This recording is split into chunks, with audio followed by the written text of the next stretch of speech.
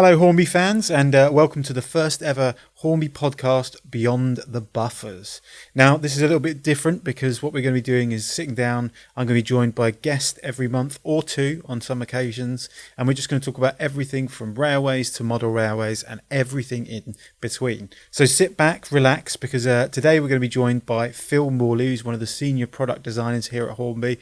And he's going to be talking about the development process for the Class 91s, which I'm sure some of you may have at home on your layouts. And also Simon and Montana got a chance to talk to Severn Valley Railway about that beautiful locomotive, that purple locomotive that we've all seen in the last few weeks, number 70, Queen Elizabeth II. So, as before, thank you for joining us. And first up, I sit down with Phil Morley to talk about those Class 91s. All right, Phil. Well, thanks so much for joining us today. Oh, you're welcome. Yeah. It's a chance, isn't it, to say how I do things. So it's fine. For being a part of the first ever Hornby podcast. I'm glad I've got nothing to live up to. Put it that way. So, just for the people listening at home, people watching, tell us a little bit more about you, what you do here at Hornby, how long you've been here. Yeah, fine. Yeah. My name's Phil. I'm senior designer. Senior probably just because of the grey hair. And the time I've been here is closer to senior citizen than senior designer, I think. But there you go. That's what I'm, a senior designer here, working on Hornby products, railway products. As I was saying, 20 years come this August. Mm-hmm. So I've been here quite a while. Yeah. Totally different from what I did before I joined here. Yeah.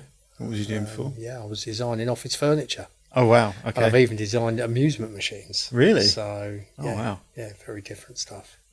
Yeah. So when you started, did you just come in as just a product designer and then? Yeah, that's it, a product designer. And that was it. And first project were MGR hoppers. Right. So that was the very first thing I did when I joined here. Yeah. And I then went on to some coaches and then eventually onto the Grange locomotive a long time ago. Time ago, yeah. Do you remember what it was like when you first came to work at Hornby? Yeah, it was quite strange. Yeah? It was quite strange. The place I was before was a really sort of open, chatty, chummy kind of place, and you went out and did events together and that. And when I joined here, it seemed very closed in. Yeah. It was almost stuck in almost like 70s kind of mentality where it wasn't seemed right talking to people and that sort of stuff. Oh, really?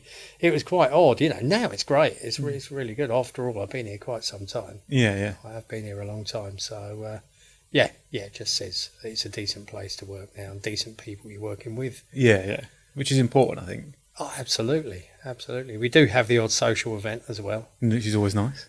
Last Friday was one, and it was good.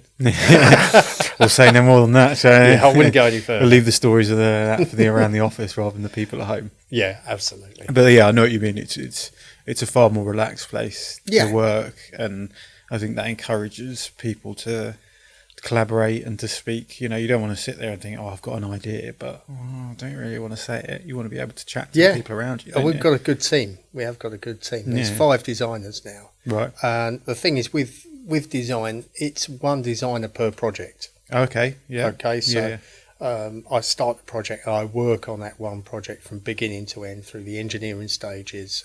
When we get first shots through, second shots through. Yeah. Running samples, second running samples, decoration samples. I'm involved in the whole lot right the way through. Oh, good. Once we decide what we're going to do, then it's basically down to me and the researcher to go off and do the research. Yeah. I have to be involved in the research because I've got to get a feel for the project. Yeah. If we go away to a museum somewhere, the NRM, or we might go up to Shildon, or we might go to any one of the preservation railways around the country, Loughborough. There's numerous. We'll go and we'll study what they've got there, if they've got the subject matter we're going to be doing. Yeah. So is that the first port of call then? So say someone comes to you and says, right, Phil, we're working on this one, we want to develop this.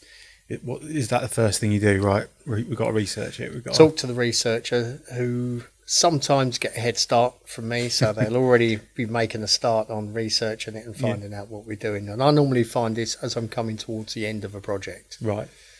So that gives the researcher time to get a head start. He'll go and do stuff, find out if there is anything in existence that we can go and look at. Yep. Then off we go with a big surveying stick, surveyor's 5 metre rule and cameras and all sorts of paraphernalia and steel toe cap boots and high vis vest, and I climb all over the thing. And what are you doing there? What's the aim when you get there? Then you just getting your measurements? It's measurements and getting a feel for it as well. There's certain elements that you can't cater for. Mm-hmm. I remember working on the Grange, and I remember comments there about the curve over the firebox saying it wasn't quite right. But depending on which one you looked at, which photograph in which book, they look slightly different anyway. And how you looked at it from which angle, you get a lot of perspective in all the photographs. So it all looks a little bit different. So you have to kind of find the average and settle with that. We certainly did more so back then. Yeah.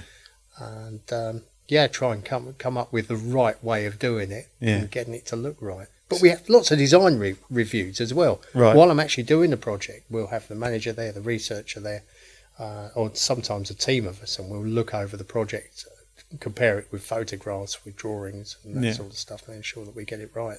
So how long will that process on average take for the research side of stuff? Yeah, the research stuff is often an overnighter. Sometimes it's just going there and back in a day. Yeah. But actually doing the photography is around about 4 or 5 hours. Yeah. It can take a long time because you try and get everything: handles, bolt heads, rivets, window sizes, radiuses. Take an inclinometer, if I get it say it right. It's a bit of a tricky one. Inclinometer, so we can understand the angles. Right. Stuff as well. So it's some interesting stuff. And recently we actually took a drone with us, and we were allowed to run that over the top of it. So and what did that that gave some really nice clear objects looking directly down on the subject. So that's relatively new. We've used it once and it worked really well. Oh, that's good. 3D scanning is something that we look at occasionally. Yeah. But so far we found that 3D scanning isn't as good as we hoped it would be. Okay, why is that? We're using the program we use. Yeah. You can use it for a trace sketch. Right. We use a true 3D design package called Creo. Mm-hmm. It's probably the best design package out there. Yeah. And you can take the scan, a side view of the scan, and you can use it as like a 2D image, and you can overlay it into the CAD. So you can actually use it to trace the correct angles, shapes, curves, that sort of stuff. So it's really helpful in that way. And then you can look at it face on as well and take a cut through 3D face on and look at it in different sort of angles to try and achieve this. But if you've got a very good drawing, on that rare occasion you can get a drawing, if you've got a very good drawing, you can do a similar thing with that. Okay.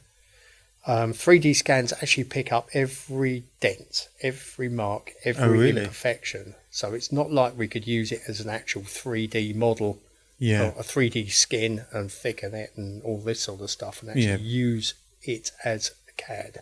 Because you want to make sure that it's as it was. It's got to be as it was, And there's each individual locomotive or coach or wagon will have had dents in different places, rust in different places. You can't pick one and just go with it. You've got to do it and let people weather it if they want to. And, really, the modelers will tinker with it and make it how they want it to look. So for those designers out there that want to end up working for Hornby, what's the name of the software again?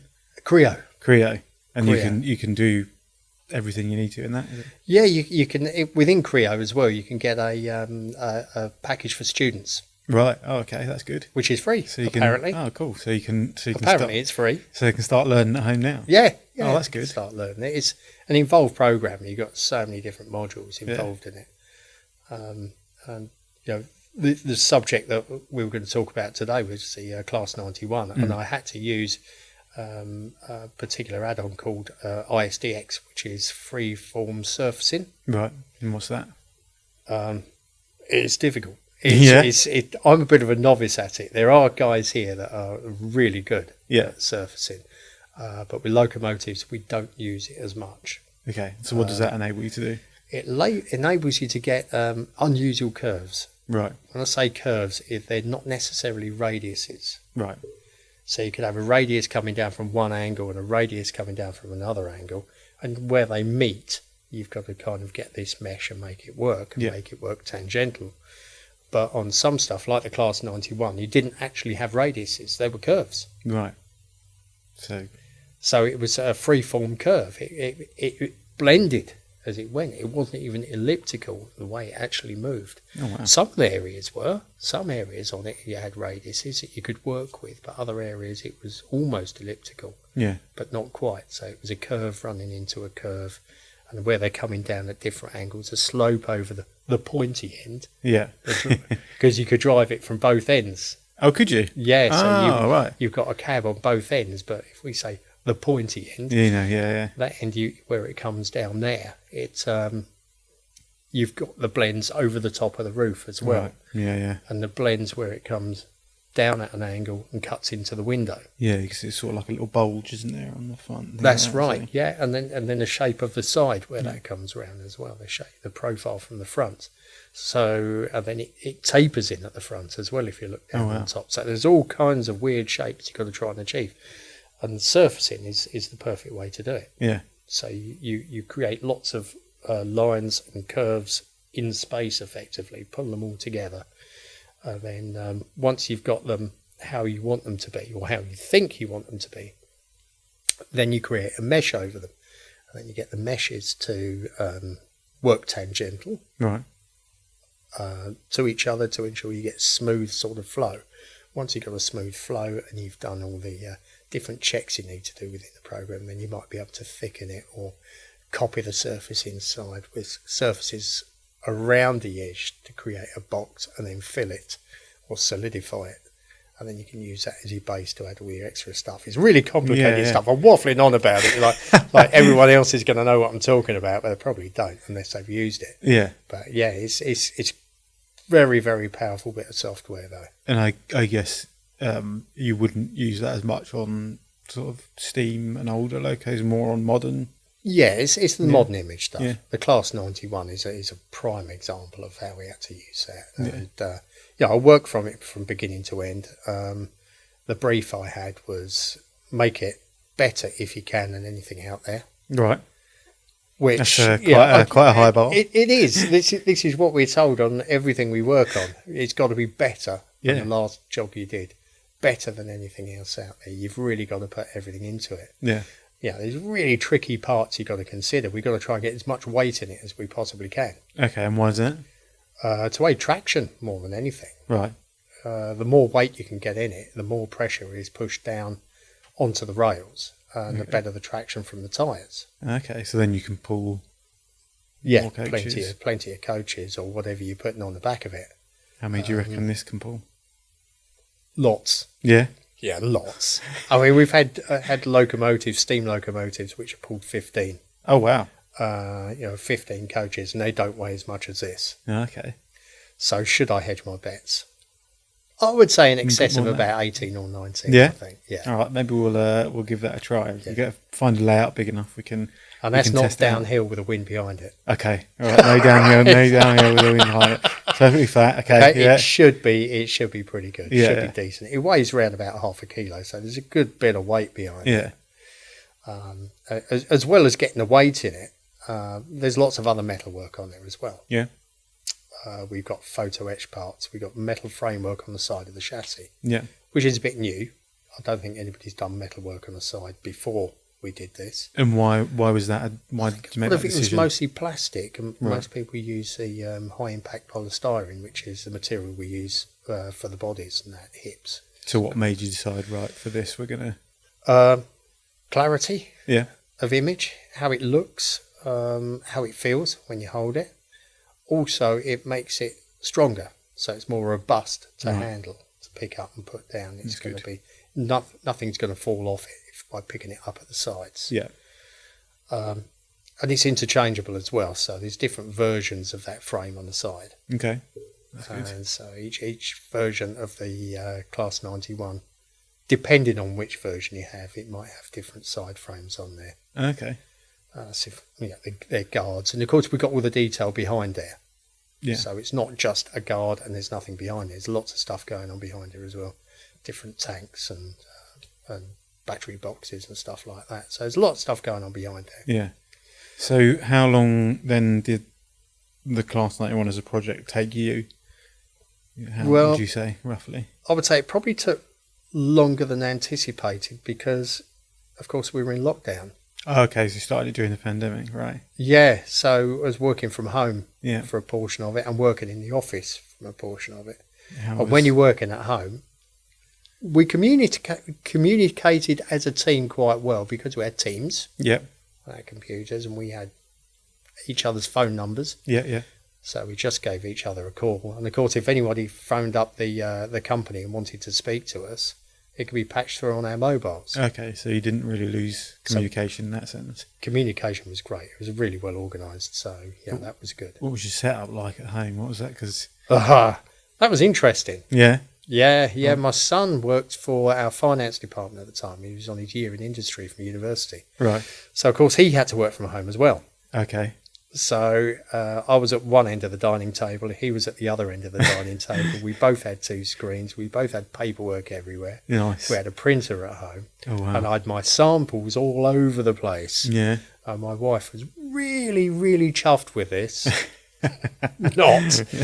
But, just to add to it, my son even put a sign on the dining room door that said Hornby Finance and Development. Oh, Office. Nice. So you took the office home with you? Oh, absolutely. I had extra lighting in there and everything, Oh, so I nice. could see what I was doing. No big layout though on your No room for a layout. No? And if I had to put a layout, found room, it would have to probably go in a lounge. Right. And I think I would have come back with some bruises. Yeah. Yeah, my wife wouldn't have been. He wouldn't have happy gone. about me Wouldn't taking have gone over down too well. any more space.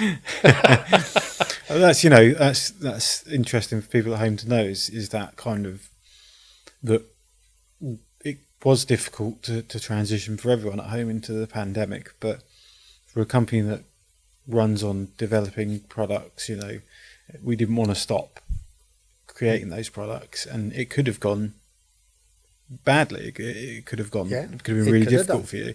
So it's quite interesting that as a team you were still able to communicate. You were still able to get through the development process. It worked really, really well. And if I had to assess how a running sample actually worked, I could book a slot and come into work here and try it on a layout in our R&D department. So I could go in there and actually try it out. That's good. And design reviews. We could do design reviews using Teams. Yeah, of course, your webcam and so we could do design reviews in that way. And of course, if we had to do a face-to-face design review, I'd book the largest meeting room here. So you could And put it up on a big screen so we could all be distanced around the room. So we could achieve it in that way. Put it in the model in the centre and a table, and one by one you can walk in and have a look at it. Yeah, you could do that. I mean, we used a big overhead projector. I could get the CAD up there, so it was really good. It really worked well for us. Yeah. It worked great. So then, so you talked about the research, and then you go into your CAD and really designing it. How long then does it take from when you've started designing all through those review processes to actually saying, right, this is going into production, we're going to make this? How many sort of reviews would you have, or what? We'd normally go through, numerous. It could be 3, 4, 5, could be 6, depending on the complexity of the project. If it's a standard, I say a standard, there is no standard locomotive. There really isn't. No. I'm working on a standard locomotive at the moment. There was over 800, and I think they're all different. Yeah. So there's no standard. But a locomotive, I would say, on average, about 4 months. Okay. For the design process. Yeah. So that's when you've said all the research is done.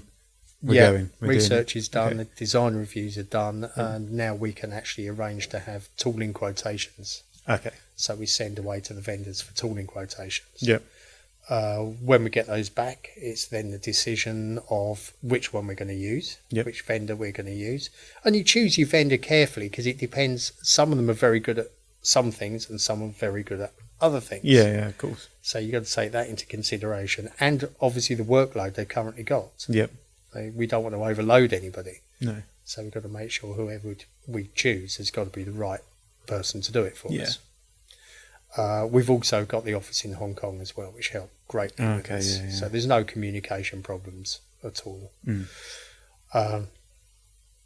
So we would go ahead and get the quotations, and eventually we'll say, okay, yep, we'll go with that. So it all goes off and tooling begins. During the time of investigations by our vendor, they'll often have questions, which will come back to us on. Sometimes they come back with stuff and you think, oh, missed that. Why didn't I see that? It's an undercut. Right. An undercut is where if you've got an injection moulded part. Yep. And if, for example, a tumble home on a body of a coach, or like the Class 91, and where it comes under, how is that core inside the tool going to get out when it's wrapped around? Yeah. Some things you can bump out. You can get collapsible cores which open up inside, and you get a core come through the middle, holds it in place.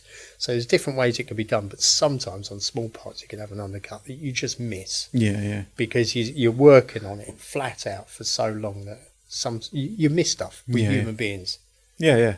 But then that's why you've got that review process, don't you? So you can absolutely see that. So what sort of things are you looking for then when you're going through each review sample? When it's samples coming through, we want to make sure that rivets are in the right place. We want to make sure that it fits together when we get all the parts.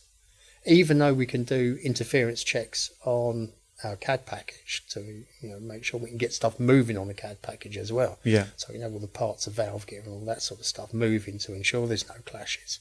Sometimes you do need an interference. You need an interference fit. It's a lot of engineering processes. So when it comes through, we want to see if we can fit stuff together. Class 91 was a really good example of that because the couplings on the front and back were very different. Because of the shape of the locomotive and the way it had to fit together, gaining maximum weight. We found that the coupling system on the front, the pointy end, had to be fixed from underneath as an assembled unit. Right. So everything was assembled outside, and it's this close coupling or kinematic coupling, people call it. So that was all assembled outside, and then on the rear, because the way the shape was, the rear or the flat end, that could be fitted inside the chassis. Right. So it worked that way. That's interesting because then you talk about obviously the design and engineering of the look of the locomotive. Then you've got to think, oh, it looks great. How do I fit all these things in, decoders and X, Y, and Z? Yeah, and absolutely. I mean, we use this 21 pin decoder now. And with something like Class 91, we wanted to ensure we got all the lighting in it, the sound in it. That meant putting the 21 pin decoder in there, which is quite a size. And it has a printed circuit board in it anyway, which is very large. And the problems I faced with this was we wanted to get a big motor in there because we want to make sure we've got lots of traction. We want to get the flywheels in there. The universal joints going to the gearing on both of the bogies. So it's powered from both bogies. So we want to make sure we've got all of that working as it should do. And it's recommended that it runs horizontal. So wherever the motor is, the centre axle of the motor or the axis point of the motor runs horizontal through the universal joints, runs through to the bogie. Right. Universal joints are on the end of the bogie because obviously the bogie has to twist. So we've got to think about how that's going to work. That's at a set height with a big motor, which leaves us so much room between the top of the motor and the interior of the top of the body. And of course the body on this particular locomotive is sunken, where the pantograph fits. Right, yeah. Which is a whole different story. Yeah. But it's sunken when the pantograph fits. Yeah. So then we've got to try and manipulate where we can fit stuff inside. And, also where we're going to put the speaker. Yeah. And moving on where the speaker went, during one of the samples that came through, we had a little bit of a wobble as it was running. Yeah. You couldn't see it that clearly, but when you're looking at it that closely and you're trying to find out what's going on, you're looking for every little bit, we could see a slight wobble to it. So what I designed was a cradle that sat above the bogies. Right. So I produced a boss off the top of the bogies that went through a hole in the cradle, and the cradle was sat down in 4 areas, so it was pinned in 4 areas from above. So it dropped down. The boss from the bogie went up through that cradle. Right. But the cradle also acted as a holder for the speakers. Okay. Oh, right. So it kind of killed 2 or 3 birds with one stone, because it acted as a wiring cradle as well. So it kept all the wiring away from the moving parts. Yeah. So it was safe and it worked effectively, and it did a few different things at once. Oh, that's good. Which is good. Yeah, yeah. So were there any specific difficulties you found in the Class 91s to previous models you'd worked on? Other than the cradle, Yeah. the pantographs are always a very tricky thing. Yeah. We always find those very tricky to do, because you've got to reach that compromise. Because the real things, when you actually climb up, as I did on top of this, the real thing is quite small. Yeah. It's not that big at all. The components are quite small. So if I was to do them on that scale, you wouldn't be able to touch them. Yeah. They'd be so fragile. Yeah, yeah, yeah. So of course we've got to reach that compromise of making it look like it should, but also trying to keep some robustness there as well, so that it actually can serve its purpose in the model. Yeah, yeah, yeah. There's certain elements on these that are not on the real thing. Right. We end up having to put an arm on there, Okay. a second armature Okay. from the base, Was it? because that will keep it working together as a scissor. Right. Yeah. If we don't, then one bit to go and then the other bit to go. Right, And we want right. it working together Yeah, if you yeah.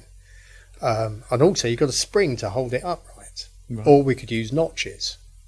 Decided to use a spring on this. Yeah. And the difficulty was having a spring working on it so that it wasn't seen, it wasn't visible or too visible. So rather than doing what's been done before and you use an expansion spring, so it pulls back on itself, what I did on this, I used a compression spring, Right. which was hidden. Okay. It's hidden away, Oh, and you right. probably wouldn't even see it unless I pointed it out to you. Okay. You'd have to, well, I'd say that you probably would now, wouldn't you? Well, Everybody would be now able I'm to see looking it for it, now. but They'd be, yeah, yeah. Where's this spring? But it's quite a light spring, but it's enough to hold it up there. Yeah. So it's one of those compromises you've got to make. But there's various different versions of the Class 91, of course. If you look on the roof, you've got different positions of aerials and boxes, and even the area where the pantograph is, you've got lots of extra components on some that aren't on others. Right. So you've got many different things going on there. Yeah. And there's even a switch I've built into the top of there, so a movable switch. Oh, really? Doesn't serve any purpose But from it's- the running perspective, but what it is, it's a visual thing. So if they've got the pantograph up, the switch would be in one position. If they got the pantograph down, the switch would be in the other position. Okay. So That's it's good. going to look correct. Yeah, yeah. That's good. That's Nice. the thing. It's going to Nice. look correct. Other moving stuff, I did the buffers. Okay. I've done what we've called a twist lock buffer. Right. The buffers on the real thing were generally horizontal in shape. Yeah. But when they had another unit attached to the front of it, the buffers would be pushed in and twisted and locked in position. Okay. And I've managed to do the same thing on this. Oh, right. Wow. So they're actually a twist lock buffer on here. Is When that- you look at it in the right direction, you can see there's a framework built onto the buffer. Right. And is that something that's not been... It's something we've never done before. Right. Yeah, it's something we've never done before, so really, really pushed it with that. Yeah. And that's, So I suppose that's going back to what you said about how can you better your yeah, model, how can you do something more? Because you think when people talk about moving forward or changing things or advancing things, they always think about the larger things, technology or something like that. But if you focus on the little things, it slowly can make a big difference. Yeah. Yeah. That's a really, really. I mean, we've got lighting inside the cab on this. We got as well as the lighting for the running lamps, front and rear. Yeah. And it's directional as well. So when you change direction, you change the way the lamps work that way. Oh right. And also the cab lights. So the cabs can light both front and back. Yeah. Will light up independently. Yeah. And it can all be controlled by our DCC. Oh, nice. So it can all be controlled on that. So it's really, and of course the sound as well. Yeah. The sound's terrific with it as well. We've had a good work on that. We've had Chris out there to Recording. He's been out there recording it and done a good job. So it does sound really good. So is there a favourite part of the project that thinking back that you The end. can, yeah? When you finished and you just get to hand it over? No, it's well, I'll say that laughingly, but at the end when you actually start seeing the products coming in, Yeah. and when we get our final decoration samples as well, and we see it all decorated and it all looks absolutely fantastic, and that's what I like. Yeah. And you can see, the fruits of your labour, if you like. Yeah. And then it goes off for review, and you're on tenterhooks hoping that the reviews are going to come back favourable. Yeah. And when they do, it's brilliant. Yeah. If they find stuff wrong or people find stuff wrong, it's hard because you put your life and soul into these when you're working on them. You invest a lot of time in there, and nobody wants to get anything wrong. No. We're all trying our best to get it right. Yeah. As best as we possibly can. I mean, some of the differences on this, I've mentioned on the roof there were differences. We went to the point of having the wipers done differently. Really? The wiper blades. Because some are fitted vertically when they're stopped, Yeah. and some are fitted down when they stopped. Okay. So I've had to do two versions of that, and the actual wipers are different as well. So it's not just the position; Yeah. it's the actual wipers themselves are different. Oh wow. Tiny little things that Lots of people little will things. really appreciate. I think when they get to And even the grills and the lights, they changed. yeah. The grills on the front and rear, the lights changed. You went from like an analog lighting to, or a halogen lighting to an LED lighting. Oh right. What I even tried to do on the LED lighting when it changed to that, on the red lights or the tail lights, depending on direction, I tried to actually put little dimples. Oh in wow. the crystal styrene, in the clear plastic. Yeah. So when it lights up, hopefully you can see the little dots, which would have been on the real thing. Oh wow. Yeah, that's pushing nice it extra again. Touch. Yeah, exactly. That nice extra touch, I think, really adds to it. So there are 4 liveries that we've just brought out. Is there a favourite of yours? And if so, why is that? Yeah, my favourite one is actually with the poppies. The less we forget, I think it is, isn't it? For the fallen. Sorry. Yeah. For the fallen. Yeah, I think that's my favourite. I love the way it looks. Yeah. The detail on it. Yeah. The sentiment behind it, I think, is superb.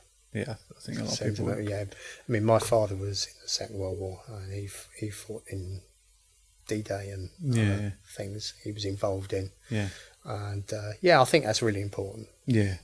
I think a lot of people will agree with you on that. It affects me anyway. Yeah. Me personally, I've got a personal investment in that. Yeah. It's very striking as well. It's very, the design is very well done. And I think if you stand it alongside, as great as all the liveries are, you stand it alongside that one, it does sort of, wow, that's very different to your usual clear livery that you get. That's right. Yeah. I think I'd probably agree with you on that one. For me, it's the for the fallen livery. Yeah, it is great.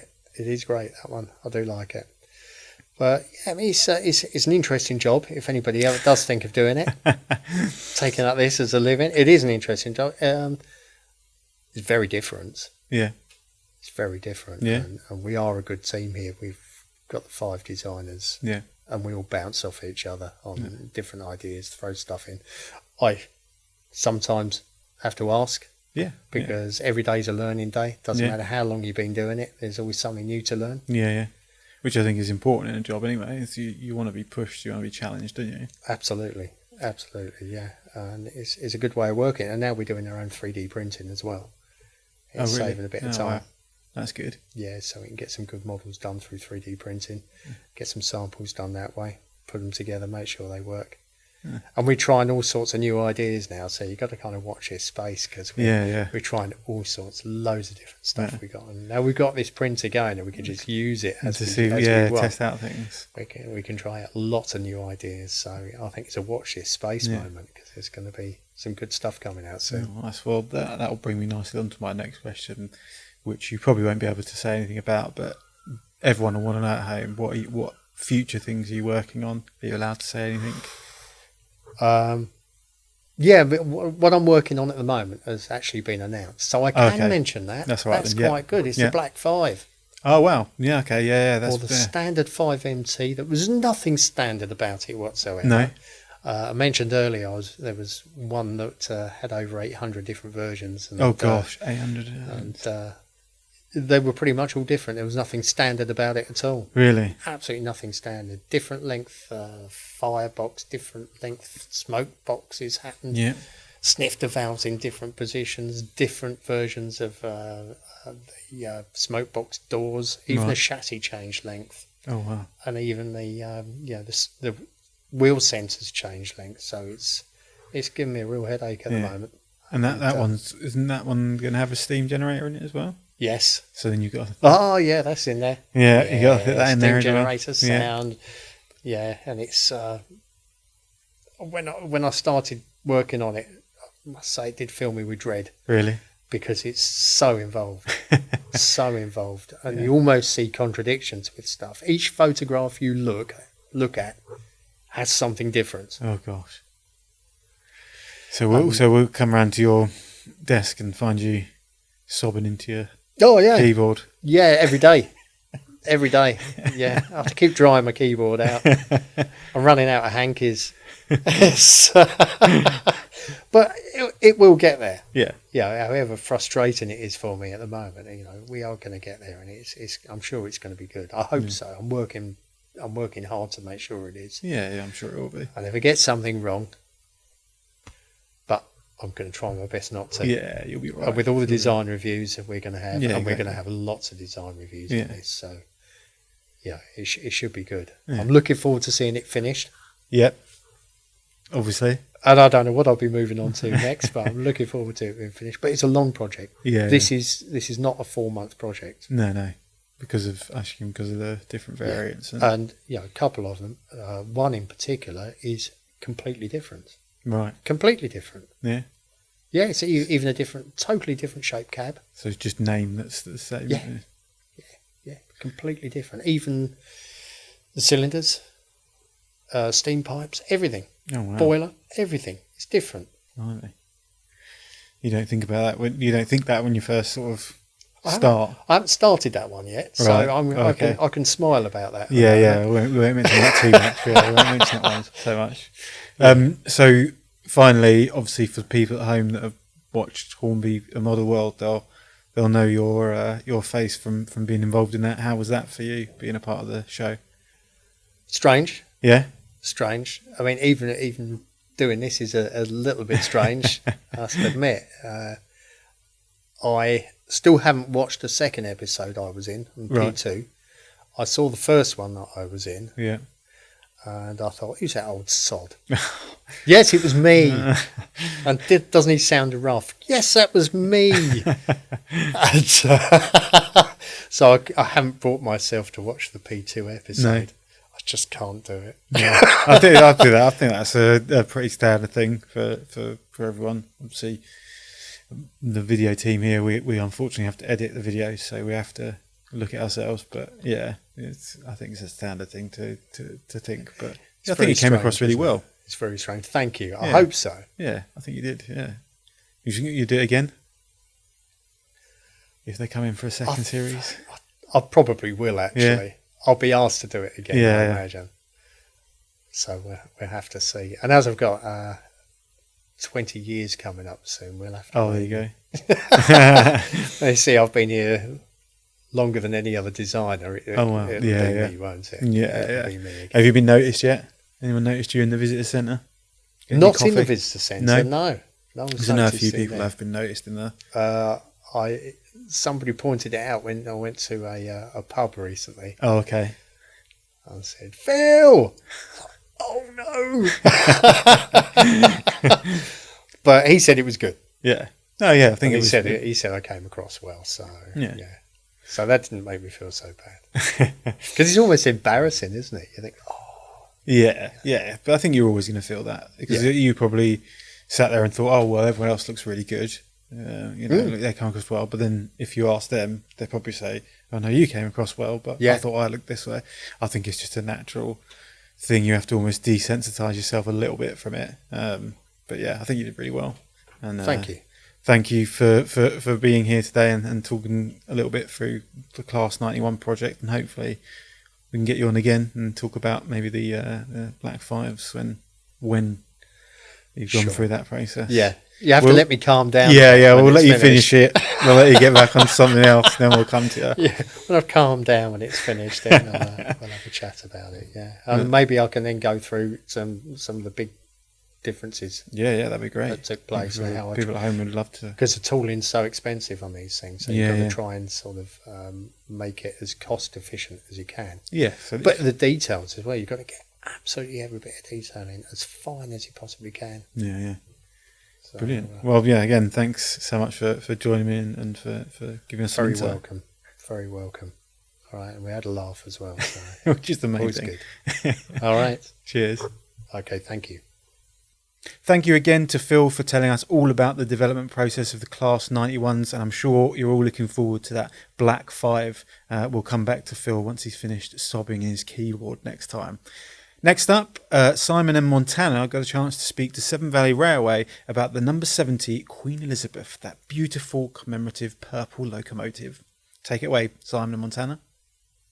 So thank you so much for being a part of our very first podcast. So we've got lots of things to talk about with regards to the Jubilee loco. But before we start, did you just want to introduce yourselves for everyone that's listening and watching? Yep. Shall I go first? Yeah, go on. So I'm Michael Dunn and I am the Head of Visitor Experience at the Severn Valley Railway. I'm Leslie Carr. I'm the Head of Marketing and Communications for the Severn Valley Railway. And I'm Dan Shorthouse, Marketing Manager for the Severn Valley Railway too. Perfect. Brilliant. Super. So if we start with the whole concept and idea, where did it all start? Where did it all come from? I think that's going to be me, isn't it? So I joined the SVR back in July last year, July 21. I moved up from London, and before that, one of my previous roles was working for the Royal Collection in London. I used to work at the Royal Mews, and when I was working there, I always used to talk about the special liveries that all of the royal carriages and the royal coaches and cars used to have. So I've got a bit of an obsession with that anyway. It's coming to the railway and knowing the significance of what was going to be happening in 2022. I wanted to do something special, and I wanted to make sure the railway was part of something. We've got the Commonwealth Games happening in Birmingham as well over the summer, so it was going to be a big year for us anyway. And the best way, in my mind, to make a splash was to paint a locomotive. Now, I remember when I first asked the question, I was quite nervous because I was in this new heritage environment and I wasn't really sure how the enthusiasts would take it. But fortunately, the owners of Tor Valley are very up for this sort of thing. I'd found out quite early on, I believe they were going to paint it in the Thank You NHS colours for the pandemic at one point. Oh, wow. And that didn't quite happen because the lockdowns and things, but I knew they were open to something special happening with Tor Valley, and it's got a history as well of being painted in special livery, so it just seemed a bit of a no-brainer that we go out there and get a bit of purple on an engine. Well, you certainly did that. So what were the owners like with regards to the whole concept? I mean, obviously they let you go ahead with it, but what was their response and their thoughts? Really enthusiastic. It was a yes straight away, wasn't it, Leslie? It was before we'd even got the question out there. It was like, do what you want, basically. Just anything to get the logo featured in a special light and have it in a different colour as well. I think it's sort of quite testament to the owners, really, that they were prepared to take this leap of faith with us. And looking round the locos at the Severn Valley Railway. This was the team that was going to go with such a mad idea as this, such a clever idea as this. Yeah, it was clever. But was Tor Valley sort of like your first choice? You looked around at your other collection, you think, no, Tor Valley has to be the one? It was first choice for me, simply. It's the biggest engine we've got out of the home fleet. It's massive.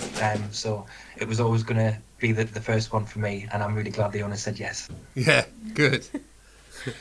So obviously we started speaking quite a long time ago now, but you had already started that planning process. So how long was that whole kind of process from the very, very beginning up until a few weeks back when we launched the Hornby model?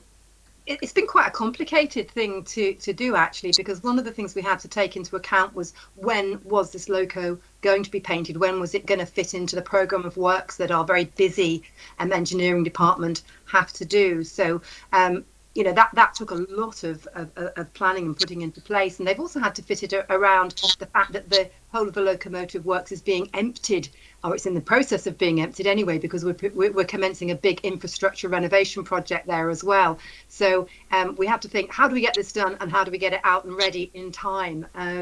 Because it actually only takes a few weeks to paint a locomotive, but when you've got to fit that in with all the other work that's taking place, all the overhauls and general maintenance that's taking place in the engineering departments. So when you paint the loco, is it a spray operation? Is it an inch brush and dip it in the paint and just put it on? I mean, do you put an undercoat on? I mean, what is the process? It's long and very skillful. No, it's not done by spray paint, because they didn't have spray paint back in the day, did they? No. So there's many layers of paint go on there, and the undercoat on our purple locomotive, it was a sort of a maroon colour, and that was chosen because that was going to work best with what was going on top. And it's all hand applied with a good old-fashioned paintbrush.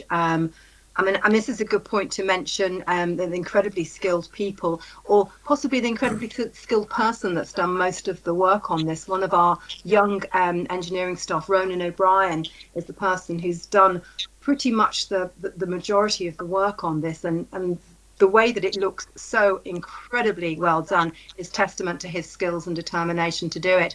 I think he's thoroughly sick of purple paint, though. Definitely.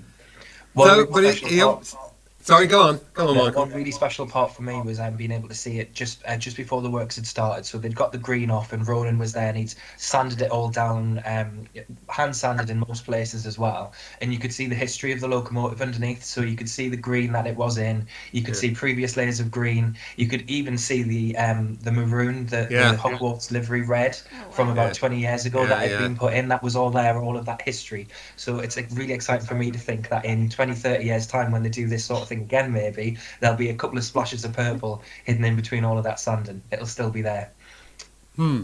So the purple, you obviously didn't nip down to your local B&Q. Presumably that was a formula. You went to a specialist paint producer? Yeah, we did. I've forgotten the name. Can you remember it, Leslie? No, but it's the supplier who supplies the purple paint producer. Yeah, usually we just go to them and say, have you got some green paint? Have you got some black paint? And when Michael White, our head of engineering, went there and said, well, we want some purple paint, and not just any old purple paint, it's got to be the exact Pantone colour that is the official colour of the Queen's Platinum Jubilee logo. And they sort of scratched their heads, and but they came through with something. Yeah, and it is exactly right. It matches exactly. Agreed. Perfect. Yeah, T.R. Williamson with the group who did the paint.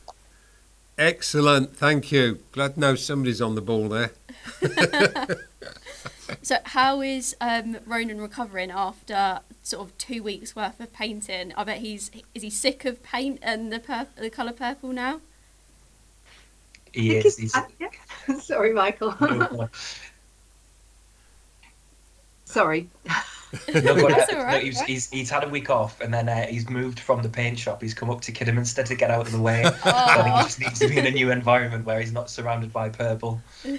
Brilliant, lovely. So one of the sort of points throughout your planning was getting the public involved for the renaming, which was obviously a brilliant idea, went down really well. So how did that come about, and how did you get the public involved? Do you want to take this one, Leslie? Yeah, can do, absolutely. So, I mean, part of the whole activity surrounding something as wide-reaching as this is, you want to get a lot of people involved. So we thought, well, we're going to rename this locomotive. We need to go out there to the public and get people's ideas. So we did just that, and we had about 1,200, 1,300 suggestions were made. I'll be honest with you, some of the suggestions were absolutely wild and mad, and we wouldn't have been very keen to have them. There were some Trainee McTrain faces in there.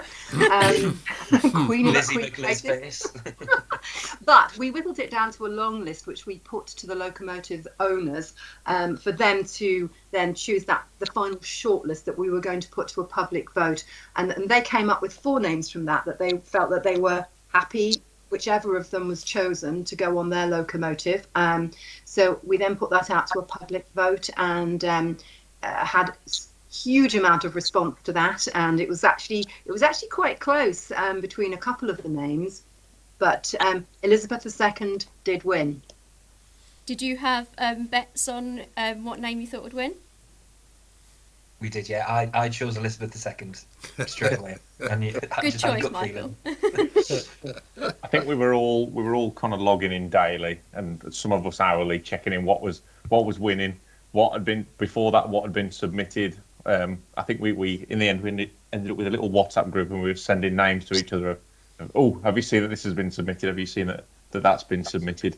And like Leslie said, we ended with well over 3,000 votes for the 4 names that were chosen.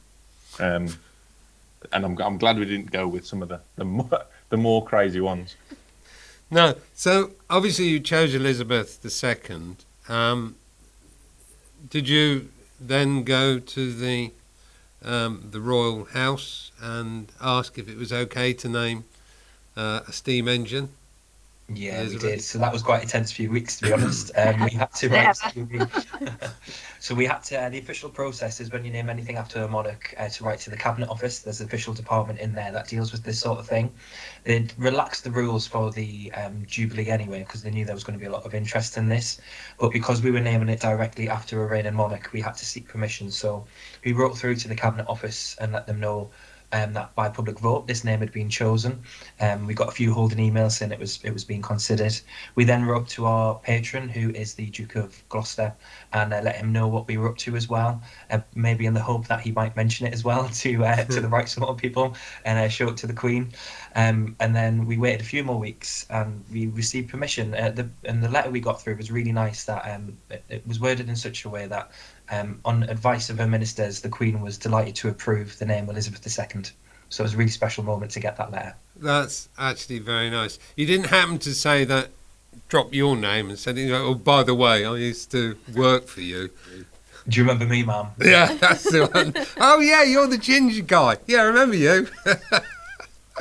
I think you might have a bit of a longer wait for your knighthood, Michael. Yeah, maybe. So did you have any real challenges throughout the process? I mean, we were speaking quite a lot whilst everything was sort of moving forward, and we know that the challenge of getting the name signed off was a little bit of a tense moment. But was there anything that really struck you as being a stress or an issue throughout the process?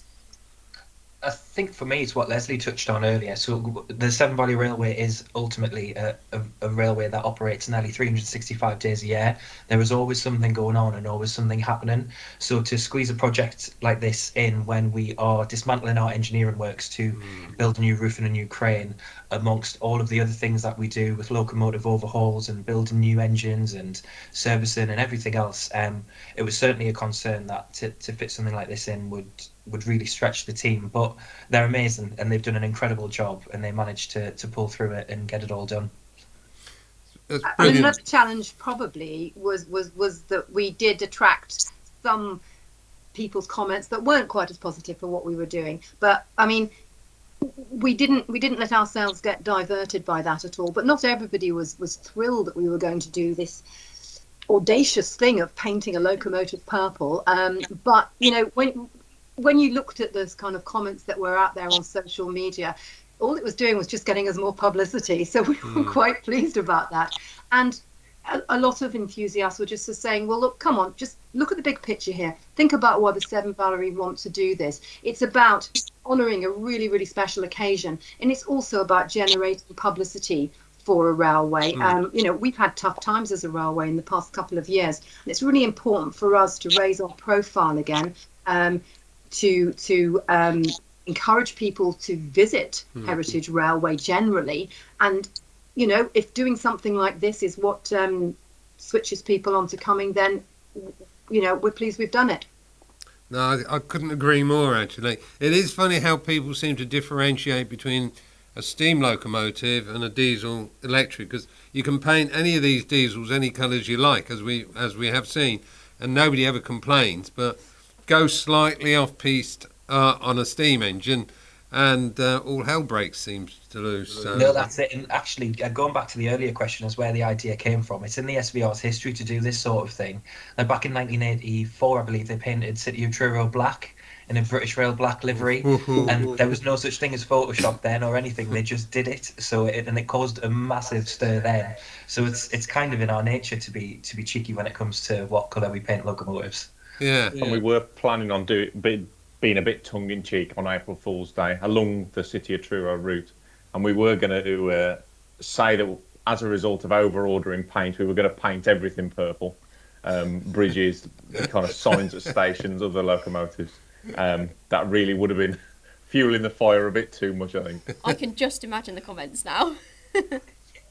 But I mean, the purple loco is going to go down in history, isn't it? This is really significant, and obviously with such a strong Jubilee link, it's all for the Jubilee. It's going to be something that people are never going to forget. It's going to go, literally down in history. Yeah, it's incredible, really, isn't it, to think that in 20, 30 years' time, people will still be talking about this. Do you remember when the Severn Valley Railway painted a locomotive purple? What were they like? Oh, you know, we'll be remembered. We've earned our place in history if we haven't done already. I can imagine there's a lot of preserved railways wishing they'd probably done the same, actually. So it's probably obviously a credit to you guys for, if you like, thinking out of the box, really. It's brilliant idea. Thank you. So a really special moment from our side was obviously when Simon literally started speaking to you about the potential of introducing the locomotive into the Hornby range. So we were very excited from the offset, and obviously the model has now been launched. Pre-orders have been incredible, so much so that we have obviously increased the limited edition number from 1,500 all the way up to 2,500. So we're really happy our side with regards to the response that we've got, and from your side it's been really positive as well, hasn't it? Yeah, definitely. I mean, we've sold out 3 times. We've done 3 runs in partnership with yourself, because you very kindly managed to get us some more and then get more again. So every time it went on sale, I mean, the first round that we were given sold out in just under 2 hours, which is incredible. It's the most hits our website's ever had. Wow. It's the most hits the online shop's ever had. There was a very few tense moments hoping that the shop would stay active, stay live in case it crashed. Which fortunately it didn't, and everyone was able to get a model who was there. But even the response in person, because it was the first day of our Spring Steam Gala, we had queues outside the shop with people wanting to put their name down to be put on a waiting list in case there is another release of models that they can purchase. Maybe we're looking at a range here for the future. Yeah, sounds cool. I mean, you were saying your website crashed. So did ours, actually, which is quite amazing, because we're normally geared up when we launch our product ranges at the beginning of the year to have extra capacity and all the rest of it, and it tends to hold good. Well, certainly it held good this last year. So yeah, it caught us off guard as well. the demand. It was amazing. Oh yeah, I wish they were all I think like something that. that's Nice problem to have. Oh yeah, I wish they were all like that.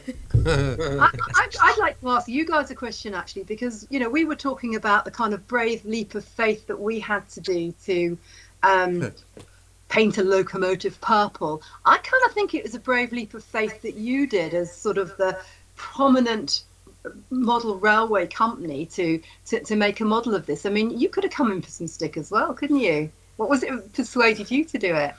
Right. Why? Because one, it is such a special occasion. Anyway.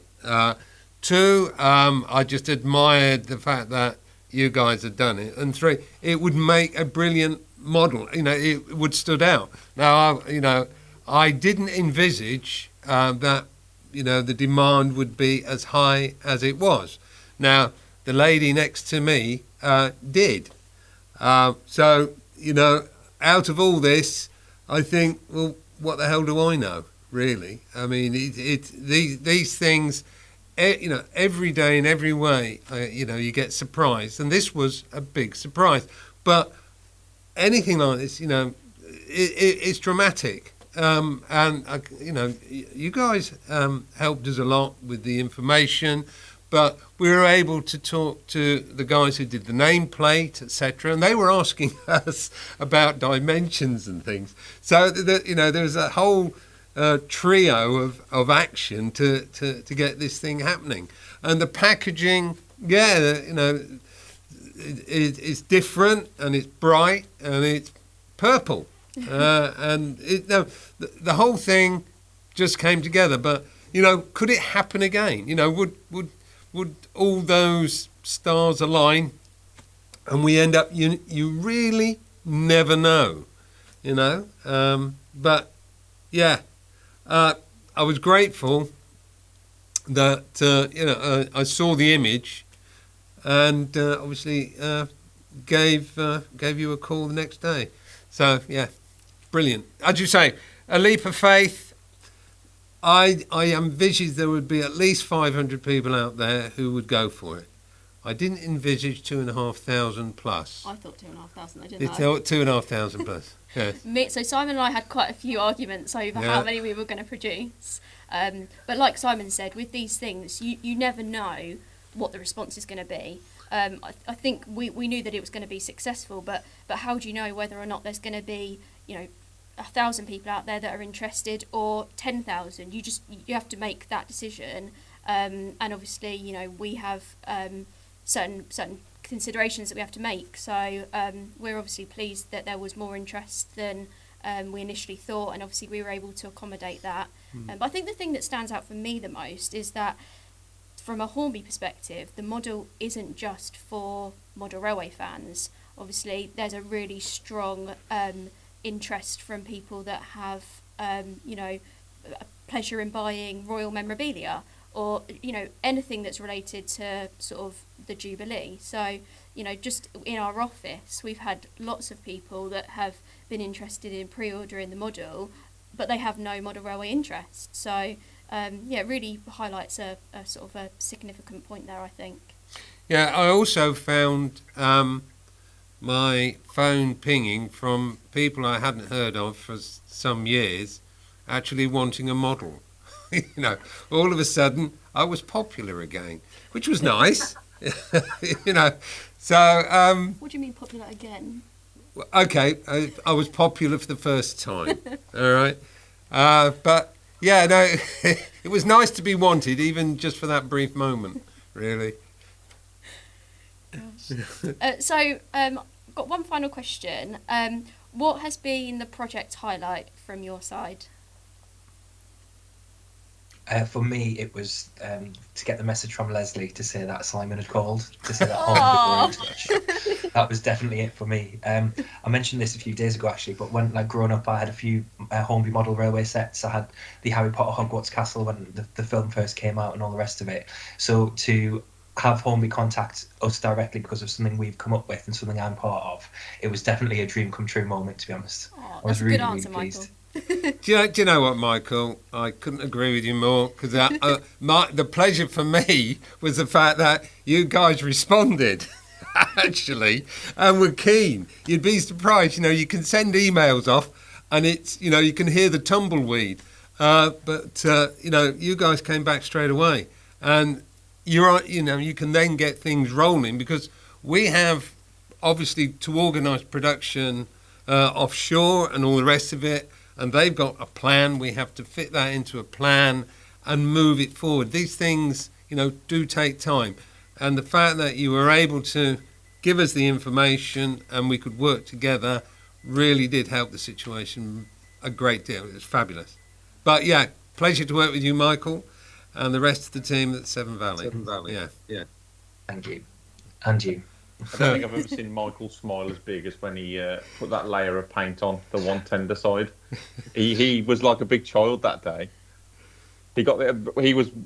Me and Michael were in the paint shop with Ronan, and Michael sidled up to Ronan, and I think he was like, "Oh, can I have a go with a paintbrush?" And I went, "Yeah, go on then, go on." And Michael, you were dead excited that day. I think that's one thing you never thought you'd get to do: actually paint something purple by hand yourself. Yeah, I was told that my skills weren't to the required standard, however, so I had to be redone. Yeah, it is a gift. It's a gift to be able to paint using a brush without getting brush marks on it, and that's the thing. That's proper carriage building. That's really good. Yeah.